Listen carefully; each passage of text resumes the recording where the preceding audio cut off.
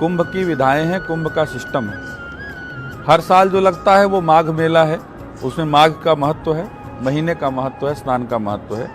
लेकिन ये जो 12 वर्षों बाद आता है, इसको पूर्ण कुंभ की संज्ञा दी जाती है। 6 वर्षों बाद अर्धकुंभ आता है। लेकिन जब ये 12 वर्षों का 12 बार पूर्ण कुंभ होता है, 12 आवृत्तियां होती हैं, तो 12 से 12 गुणा करेंगे तो 144 ही आएगा। तो ये 12वां पूर्ण कुंभ है। तो जब 12वां पूर्ण कुंभ होता है तो 144 वर्ष का संयोग बनता है। इस महाकुंभ में न केवल भारत बल्कि पूरा विश्व इन्वॉल्व है।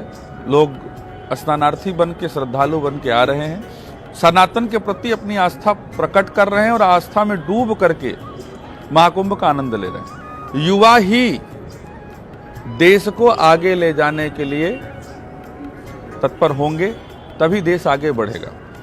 बालक होता है, बालक को पढ़ाया जाता है, उसकी शिक्षा दीक्षा होती है। उसके बाद जब वो यूथ में होता है, युवा होता है, तब उसको देश की कमान सौंपी जाती है। युवा की विचारधारा ही देश की विचारधारा को पैदा करती है। और युवा अगर कुंभ का महत्व तो जितना कहा जाए उतना कम है। मैंने कथाओं में भी कहा है, कुंभ का महत्व छोटा नहीं है। जिस गंगा के तीरे पे हम सब बैठे हैं, गंगा जी का महत्व छोटा नहीं है। जिस भगवान को हम सब, जो आनंद सिंधु सुख राशि, जिस भगवान को हम लोग सुख की राशि कहते हैं, सुख का खजाना कहते हैं, वो भगवान के पास राशि है सुख की, पैदा नहीं हुई। वो सुख आया भगवान के पास कहां से? ये माँ गंगा की देन। सुख सागर रघुबर सुख पावा। तो ये ऐसा स्थान है जहां से सुख प्रकट होता है। एक बूंद अमृत गिरा जो महाकुंभ कुंभ के रूप में हम सब जानते हैं। और वह अमृत जो है, सबसे पहले हम गंगा में स्नान करते हैं तो पाप धोने का मतलब ये नहीं कि हम जो हत्या करके आए हैं वो पाप हमारे धुल रहे हैं।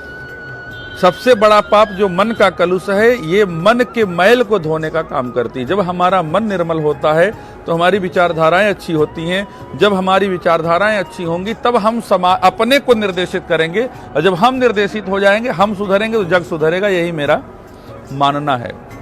इसका महत्व यह है कि अमृत गिरा, हमारे शास्त्र कहते हैं, उसके नाते कुंभ मनाया जाता है। लोग आते हैं तो उस अमृत के प्रभाव से सबसे पहले हमारी मति निर्मल होती है। आज पूरी दुनिया अगर महाकुंभ में आ रही है, अपना पैसा खर्च कर रही, लुटा रही, लोग करोड़ों खर्च कर रहे हैं, शौक नहीं है। क्योंकि उन्होंने पिछले 12 वर्ष पहले जो कुंभ आया उसका एक फायदा लिया होगा। एक बार आप गंगा नहाएंगे, जब आपको लगेगा कि हमारे जीवन में कुछ परिवर्तन है, अगली बार आप 10 लोगों को लेकर के आएंगे। आज दुनिया वही देख रही कि भारत इसलिए आगे बढ़ रहा है क्योंकि भारत सनातन के रास्ते पर आगे बढ़ रहा है।